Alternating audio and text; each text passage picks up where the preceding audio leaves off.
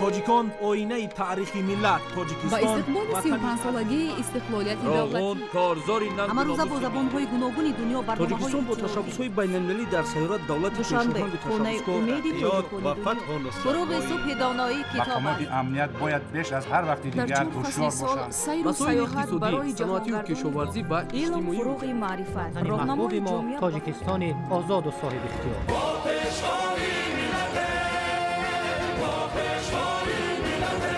دوست باشید، اتفاق باشید، شکرانه همین دولت کنید، شکرانه همین سرزمین کنید، شکرانه کنید که چنین وطن عزیز و محبوب دارید.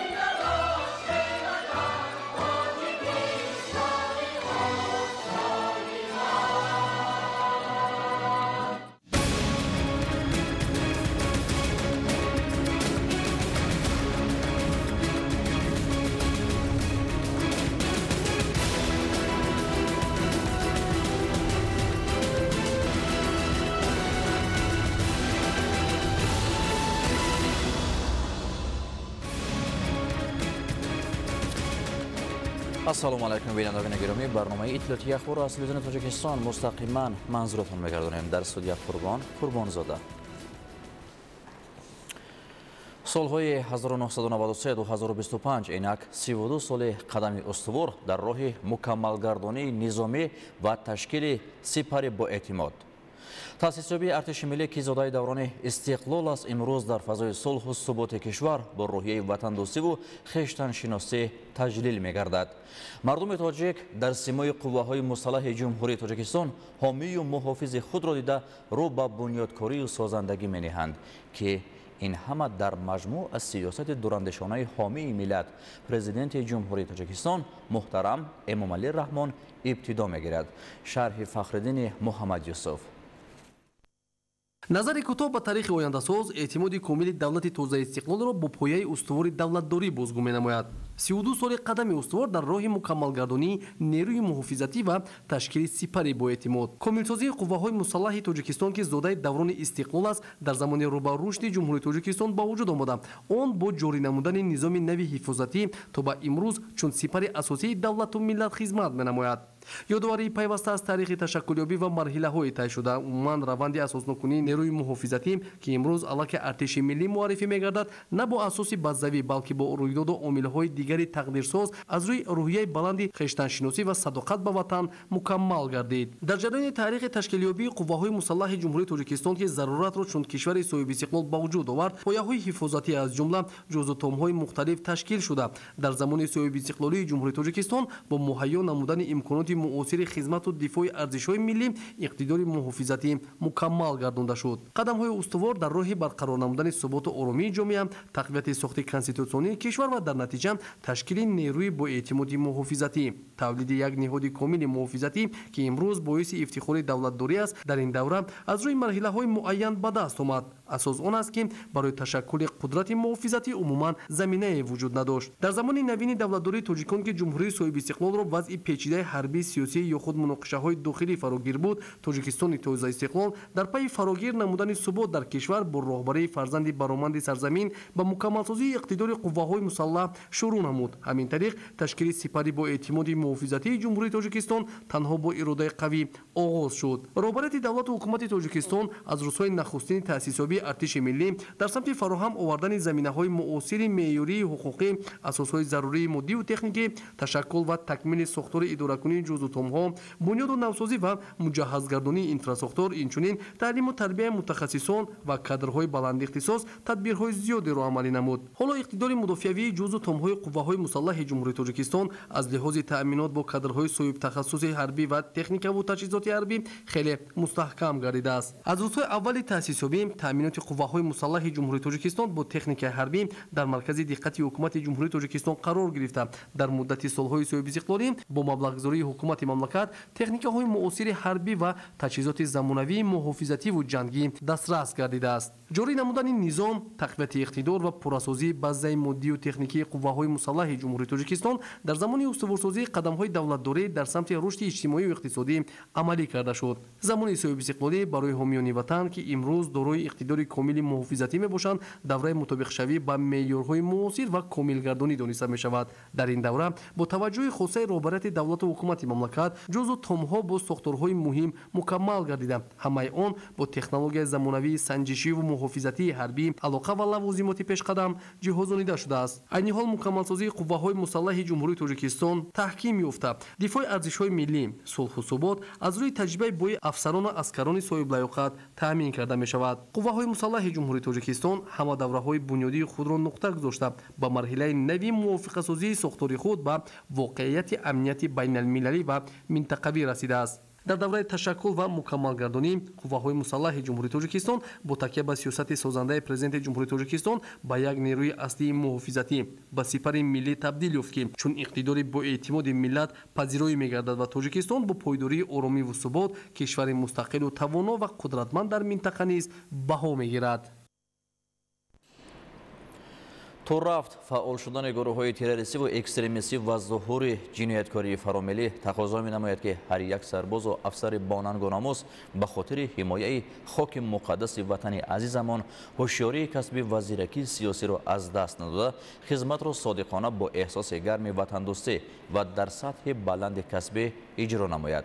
зеро ҳифзу ҳимояи марзу буми ватан аз ҳама гуна хатару таҳдидҳои ҷаҳони муосир рисолати ҳар нафари ватандӯст, махсусан ҷавонони қавиирода ва сарбозону афсарони далеру шуҷои мамлакат мебошад. шарҳи ин матлаб дар гузориши маъруф Назарзода. мустақилияту соҳибихтиёрӣ, озодиву якпорчагии ватани азизи мо Тоҷикистон ва ваҳдату якдилии миллати тоҷик дар натиҷаи ҷонисориву фидокориҳои фарзандони содиқу вафодораш ба даст омадааст. масъулияти бузурги ҳимояи ин арзишҳои олӣ ва тамомияти марзиву ҳудудии кишвар бошад ба дӯши мо меросбарони миллати ватандӯсту меҳанпараст ва насли соҳибхираду дорои фарҳангу тамаддуни чандин ҳазорсола вогузор шудааст.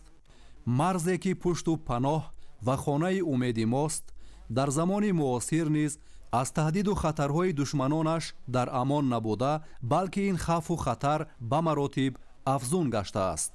аммо ин ватан фарзандони далеру қавиирода ва ҷасуру сарсупурдае дорад ки дар муқобили аду ва нотавонбинони истиқлоли ин миллати озода сина сипар месозанд, ҷони худ медиҳанд, аммо як зарра хоки ватан на. мо хизматчони ҳарбӣ намегузорем ки ҳар нохалафе вориди кишвари азизамон гашта суботи тоҷикистони маҳбубамонро халалдор созад. дар замони пуртазоду бозиҳои сиёсӣ экстремизм, терроризм моро водор месозад ки аз зиракии сиёсиро аз даст надиҳем ва ба фитнаи ҳарносазое дода нашавем. тамоми қишри ҷомеа бояд барои ободии кишвар ва иттиҳоди миллатамон кӯшиш намоем. бигузор тоҷикистони азизу орому ободи мо ҳамеша амнияташ пойдор ва миллатамон иттифоқ бошад. гар ба ҳифзат надиҳам ҷону танам, намакат заҳр шавад дар баданам. гар сари хоки ту паймон шиканам, хоки ту ор кунад аз кафанам. тоҷикистони мани эй ватанам, модари ҷони мани эй ватанам. шарту шароитҳои хизмат хеле хуб ва мусоид мебошад ва ба ҷавонони кишвар гуфтаниам ки омада сарбаландона адои хизмат намоянд. агар мо ҷавонон ватанро ҳимоя нанамоем, ки ватани моро ҳимоя менамояд? шароити пуртазоду зутағйирёбандаи ҷаҳони муосир то рафт шиддат гирифтани вазъи сиёсиву амниятӣ дар минтақаҳои гуногуни сайёра аз ҳар яки мо тақозо мекунад ки беш аз ҳар вақти дигар огоҳу зирак бошем.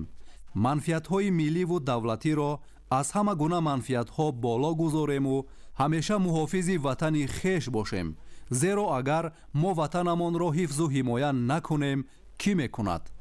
тавре ки мо медонем вазъияти ҷаҳони муосир ки то рафт мураккабу мушкилтар мегардад, мо сарбозонро зарур аст ки ҳушёрию зиракии сиёсиро аз даст надиҳем ва барои ҳимояи манфиатҳои милливу давлатӣ қатъӣ нигоҳ доштани сирри ҳарбӣ ва инчунин барои ҳимояи ҳар як ваҷаб хоки сарзамини аҷдодии худ содиқонаву софдилона به وطن ما در خدمت نماییم. از خود میخواستم که حامی وطن باشم. این روز از آن میفخرم که به این آرزوی خود رسیدم و در صف قواهای مسلح جمهوری تاجیکستان سربلندانه ادای خدمت نموده ایستادم و میخواهم که سرحد و مرز و بوم کشور عزیزمان را حمایتگر باشم و افتخاری نه تنها پدر و مادر بلکه ملت گردم. ارتش ملی محصول زحمت‌ها، تلاش‌های تاریخی و ثمره پرافتخار مکتب دولتداری پرزیدنت جمهوری تاجیکستان سرفرمانده عالی قوه‌های مسلح محترم امامعلی رحمان میباشد. در اساس توجه و دستگیری‌های پیشوای ملت محترم امامعلی رحمان امروز تمام دیدبانگاه‌های سرحدی با صفت بلند و مطابق به معیارهای حاضرزمان نظامی و حربی سطح جهانی بنیاد شده فعالیت دارند.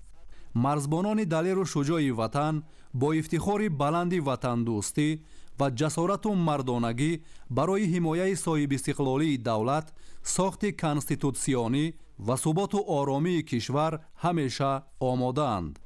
بسیار میبیام خطی پسرم هم صحبت میشم. پیش یگان جا اگر ما خواستگاری میرفتیم میگفتم بچت خدمت کدگی، اگر نمیگفتن میگفت ما نمیتیم. با سری بلند در پیش همه میگه که او بچه ما خدمت کدگی.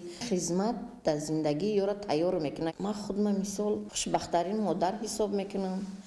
این پسر ما خیلی مثال یگان جا خطیش را سر بلند فرزند ما دولت خدمت کدگی وطن خود مثال حمایتگر شده میتواند. برای آرامی مادر خود وطن خود آمادم که جانم را نثار کنم. حمایت وطن پیش از همه حمایت مادر من است. روزهای اول تأسیس یابی قوای مسلح جمهوری تاجیکستان به یاد میاریم. ما با چشم خود دیدیم هیچ چیز نبود.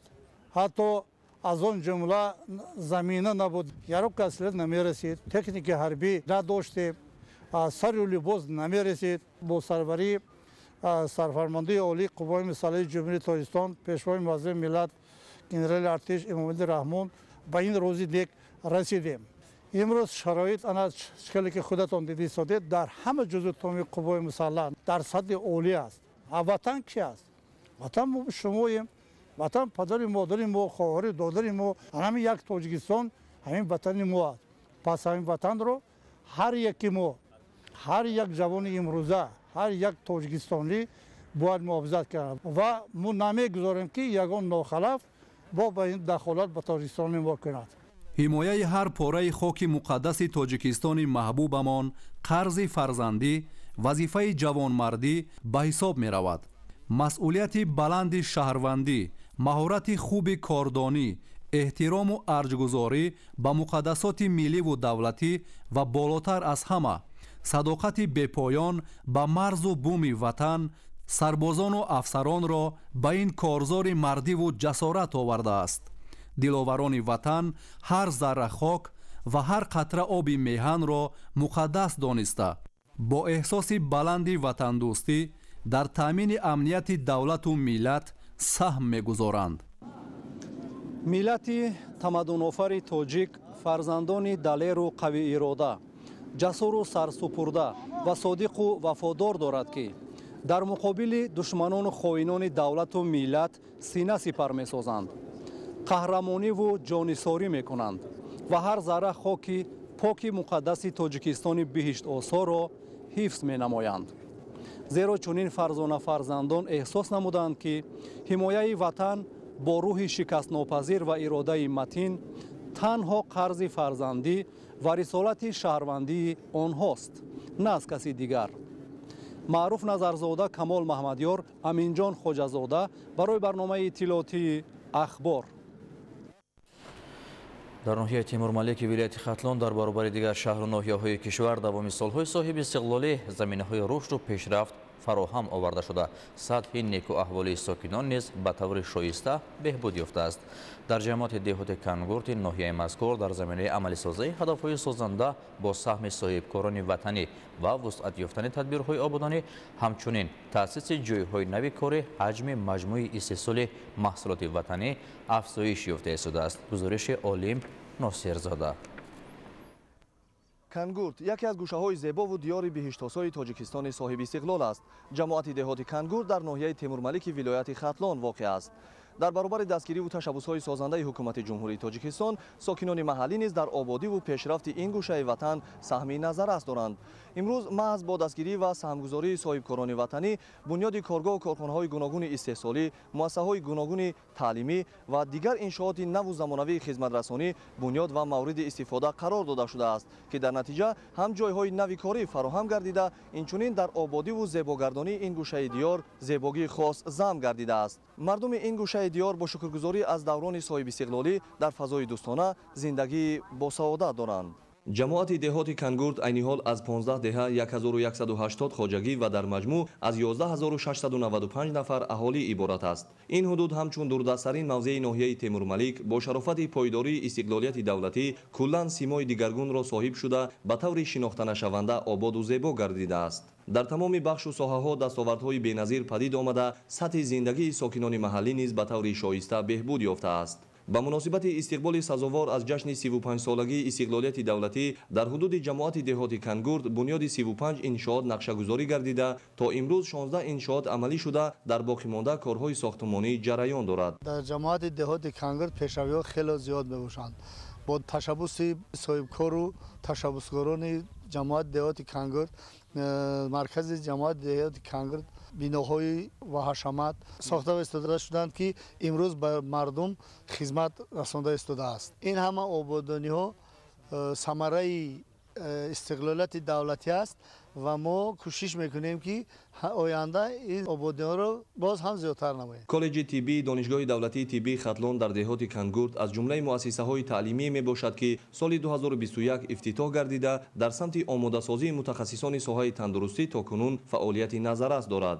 дар муассиса ҳоло 509 нафар донишҷӯ аз рӯи ихтисоси кори ҳамширагӣ ба таҳсил ҷалб шуда, тибқи маълумот аз моҳи сентябри соли равон ихтисоси момодоягӣ низ таъсис дода мешавад. бинои сеошонаи таълимӣ аз 10 утоқи корӣ, 17 синфхонаи таълимӣ, як толори маҷлисӣ бо 240 ҷойи нишаст, ошхона, 3 озмоишгоҳ ва як китобхона иборат буда 68 нафар омӯзгор фаъолият менамоянд.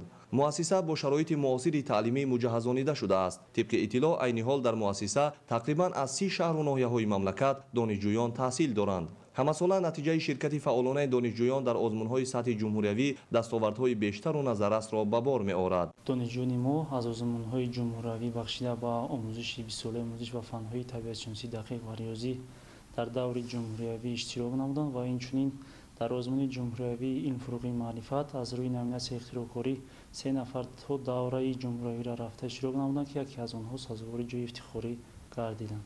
дар коллеҷи тиббӣ айни ҳол барои омода намудани мутахассисони миёнаи тибб, барои омода намудани донишҷӯён дар озмунҳои ҷумҳуриявӣ китобхона муҳайё аст, ки донишҷӯёни мо пайваста метавонанд, ки аз китобхонаи электронӣ ва аз китобхонаи аёнӣ истифода баранд. дар филиали маркази ташхисиву табобатии Мадади Акбар ҳамчун муассисаи тандурустӣ бо ҷалби мутахассисони соҳибтаҷриба ва фароҳамсозии шароити муосир ба сокинон хизмати сифатноки тиббӣ расонида мешавад. дар заминаи ҳамкориҳои судманди коллеҷи тиббӣ бо ин муассисаи тандурустӣ шароити хуби дар амал татбиқ намудани донишҳои назариявӣ барои донишҷӯён фароҳам оварда шудааст. муассиса аз 3 ҳуҷра ва 6 кати бистари намоӣ иборат буда, беморон ҳангоми зарурат аз имкониятҳои муосири фароҳамбудаи тиббӣ ба таври васеъ баҳраманд мегарданд. дар маркази ҷамоати деҳоти Кангурт муассисаи таҳсилоти томактабии кӯдакистони Бону фаъолият менамояд, ки барои ба таҳсил фаро гирифтани 150 нафар кӯдак дар як вақт пешбинӣ шудааст. ҳоло дар муассиса 4 мураббӣ ба омӯзишу нигоҳубини 76 нафар кӯдак машғуланд. барои таълиму тарбия ва машғулиятҳои кӯдакон дар ҳама фасли сол шароити мусоид фароҳам оварда шуда, тадбирҳои сабзу хуррамгардонӣ низ дар саҳни муассиса таъмин гардидааст. ҳамзамон маркази таълимӣ ва хизматрасонии меҳри модар, ки соли 2015 дар маркази ҷамоати деҳоти Кангурт мавриди баҳрабардорӣ қарор гирифтааст, то ин ҷониб ҳам дар самти соҳибкасб гардонидани наврасону ҷавонон ва ҳам ҷиҳати бо шуғли доимиву сермаҳсул фаро гирифтани шаҳрвандони бешуғл, махсусан занони хонашин, саҳми ба ғоят бузургу арзишманд дорад. зиёда аз 10 сол мешавад, ки ман дар ин сехи дузандагии Кангурти ба номи меҳри модар кор мекунам ба ҳайси дузанда. мо занон ва духтарони хонашини надор аз амин соҳибкоро аз ҷаноби олӣ ҳастем, ки чунин корхонаҳоро ба истифода дода дар ин ҷо кор карда зиндагиамонро пеш мебарем. طبق معلومات در مرکز تعلیمی به طور دائمی کورس‌های کوتاه‌مدت کسب‌آموزی تشکیل کرده می‌شود که خواهشمندان را از روی 16 اختصاص به طور رایگان به آموزش جلب ساخته پس از ختم به آنها حجت معلوماتنامه کسبی داده می‌شود. در کارخانه دوزندگی مرکز تعلیمی حالا 30 نفر به فعالیت استحصالی مشغولند که طبق درخواست لباس‌های گوناگون کاری مکتبی و زنانه و مردانه را با طرح و نماد زیبا آماده و پیشنهاد می‌کنند. محصول دست کارمندان این کارگاه الکی طلبگاران زیاد پیدا کرده محصولات استحصال شده به تمام شهر و ناحیه‌های مملکت و حتی به دولت‌های خارج از کشور نیز صادرات می‌گردد. در مرکز تعلیمی و خدمترسانی مهر مادر آموزش نمودهای گوناگون هنرهای مردمی از قبیل قالین بافی و هنر پخت‌وپز طعام‌های ملی برای جوان دختران به راه مانده شده است. تشکیل چنین کورس‌ها و محفل‌های آموزشی جهت احیا و حفظ و گسترش آیین‌های باستانی مردمی و صاحب کسب گردیدن نسل آینده‌ساز زمینه سازگار می‌گذارد. در جماعت دهات کنگورد با قامت افراختن انشاءات استقامتی بلند آشیانه و مرکزهای گوناگون خدمترسانی زمانوی و عملی سازی دیگر اقدام‌های آبادانی و سبز و خرمگردانی فضای زیبا و فرحبخش سیر و فراغت و شرایط مساعد برای جلب مهمانان و سیاحان نیز فراهم آورده شده است. از جمله بنیاد ورزشگاه زمانوی که ساختمانش در مرحله انجامیابی است با مورد استفاده قرار گرفتند که 6000 جای نشست را دارا می شود بهترین امکانیت را برای ورزشگران و رشد ساحه ورزش فراهم می آورد. همچنین بنای با حشمت مؤسسه دولتی قصر جمهوری فرهنگ کنگور که در مساحت 5500 متر مربع بنیاد گردیده از سال 2023 این جانب مورد بهره برداری قرار گرفته است در منطقه کولاب کم نظیر بوده با صنعت بلند معماری ملی بنیاد شده با هنر زیبای گچکاری سقف و دیوارهای داخل انشاءات محتشم آرا داده شده است. تالاری بر هوای قصر فرهنگ دارای 500 جای نشست می باشد. عین زمان 29 نفر در قصر فرهنگ فعالیت دارند. برای فعالیت کارمندان و هم جهت برگزاری چهاربینی‌های گوناگون فرهنگی سطح ناحیوی و ولایتی و هم جمهوریوی دارای امکانیت‌های معاصر است. اینچنین در نزد مؤسسه محفل‌های گوناگون سرایندگی و نوازندگی و آموزش هنرهای مردمی عمل می‌نمایند. در کتابخانه زمانوی قصر فرهنگ برای شوقمندان کلام بده با دسترس نمایی ادبیات‌های گوناگون مضمون و تازه نشر شرایط خوب مطالعه مهیا گردیده است. این همه آبادانی و سازندگی ها ثمره پایداری استقلالیت دولتی بوده بهره بهتر شدن سطح نیکوحوالی مردم روانه گردیده است. عالم ناصرزاده، عالم میرزا خورشیدی نادرخان، ناحیه تیمورملیک، اخبار. کارهای آبادانی در شهر پنجکند وسعت می‌یابند. شرایط و امکانات خدمترسانی در ساحه تندرستی و معارف در جماعت‌های دهات شهر بهتر شده با سهم صاحبکاران ساکنان در نزد مؤسسه‌های تعلیمی، بنیاد صنفخانه‌های ایلوگی، بنگاه و مرکزهای سلامتی و منفرش‌کنی راه‌های محلی ادامه دارند. تفصیلات در گزارش دلیر بازار و زرهون نعمت الله. جماعت دهات یاری از 9 دهه عبارت بوده. در آنها زیاده از 26,000 اهالی زندگی میکنند. در همه دهه‌های جماعت دهات یاری کارهای سازندگی و بنیادکاری امروز ها به مشاهده میرسند. تنها در دایره نقشه چهاربین‌ها بخشیده به جشن بزرگ ملی 35 سالگی استقلالیت دولتی در جماعت مذکور بنیاد و نوسازی زیاده از 59 انشاءات تعیینات گوناگون به نقشه گرفته شده بود که تا امروز از انشاءات به نقشه گرفته شده 40 تای آن ساخته به استفاده داده شده. در 15 انشاءات دیگر کارهای سازندگی و بنیادکاری ادامه دارند.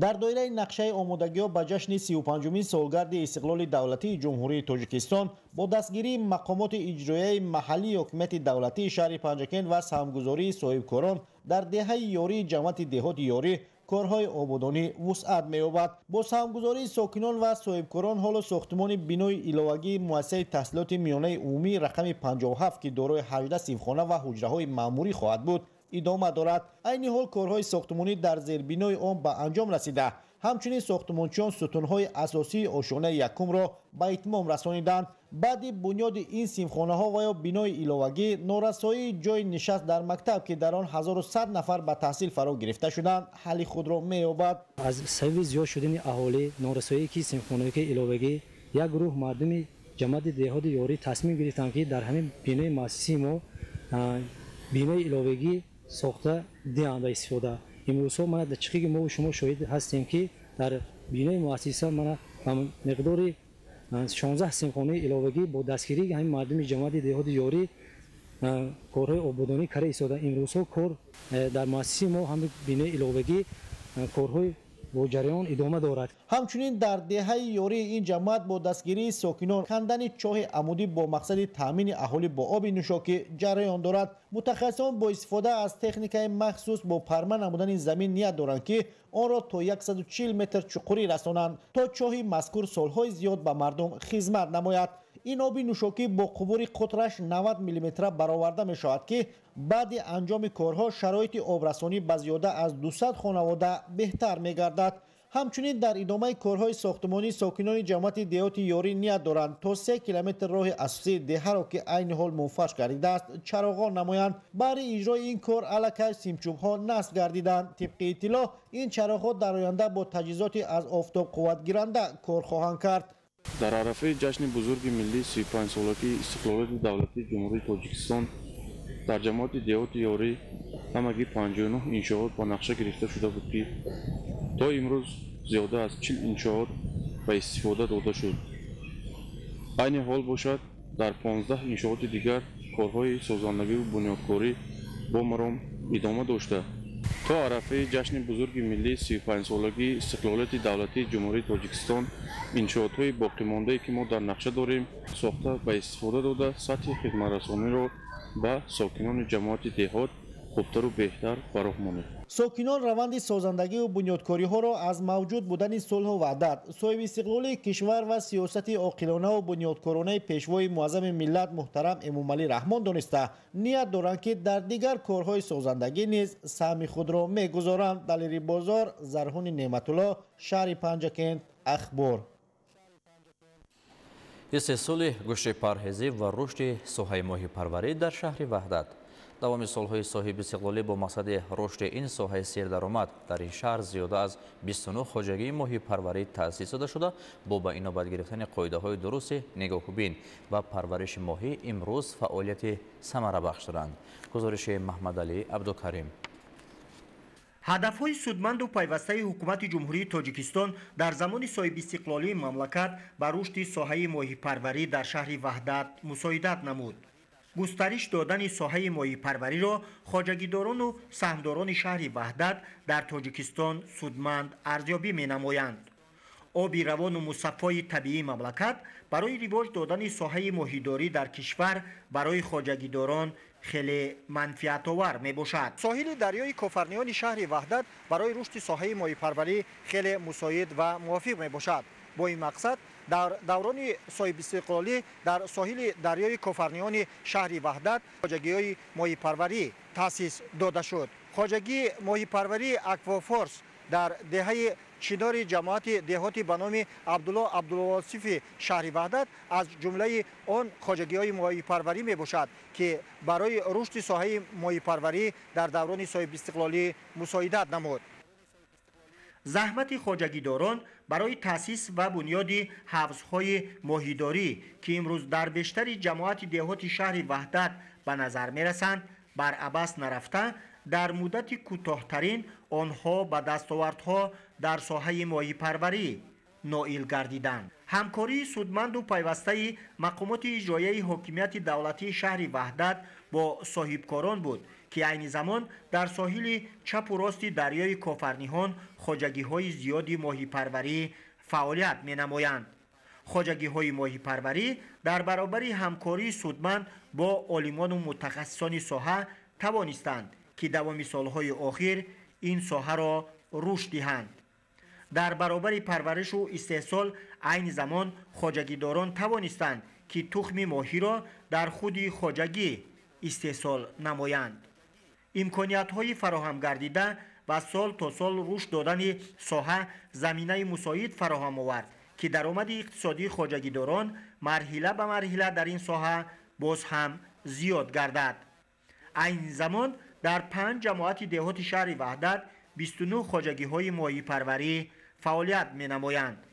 مقامات اجرایی حاکمیت دولتی شهر وحدت در اساس همکاری سودمند و نقشه تحریزی گردیده با مقصد رشد دادن ساحه تصمیم گرفتند که تا سال 2027 شماره خواجگی‌های ماهی پروری را باز هم زیاد نمایند. با عملی گردیدن این هدف سودمند و سریع با اطمینان گفته می توانیم که آینده ساحه ماهی پروری در شهر وحدت باز هم رشد نموده، خواجگیداران با فعالیت روزمره به دستاوردهای نظررس نائل گردیده، با این وسیله در تأمین بازار استعمالی با گوشت اعلی صفت پرهیزی سهمی بارز می‌گذارند.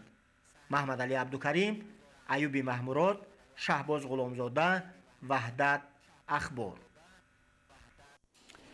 با رسانی دیگر خبرها شما را در نشرهای بعدی شناس می‌کنیم. سلامت باشید.